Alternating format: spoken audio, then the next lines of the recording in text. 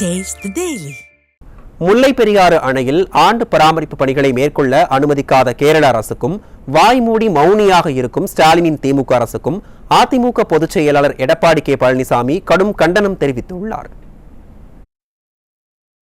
அதிமுக பொதுச் செயலாளர் எடப்பாடி கே பழனிசாமி வெளியிட்டுள்ள அறிக்கையில், தமிழகத்தின் பல மாவட்ட மக்களின் குடிநீர் ஆதாரமாக விளங்கும் முல்லை பெரியாறு அணையில் பராமரிப்பு பணிகளை மேற்கொள்ள கட்டுமான பொருட்களை ஏற்றிச் சென்ற தமிழக லாரிகளை வல்லக்கடவு என்ற இடத்தில் கேரள வனத்துறையினர் தடுத்து நிறுத்தியது குறித்த செய்திகள் முல்லை பெரியாறு அணையை நம்பியுள்ள மக்களை கொந்தளிப்பில் ஆழ்த்தியுள்ளதாக குறிப்பிட்டுள்ளார்.